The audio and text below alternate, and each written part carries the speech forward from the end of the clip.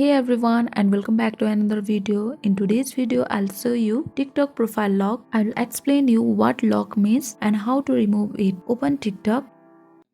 On the bottom right corner tap on me icon. You can see on the top of my profile there is lock icon or private account. Let's know what that lock means. Basically that means your account, your profile is currently set to be in private. So if you want to change that, tap on three-lined icon on the top right corner of the screen. Then tap on settings and privacy.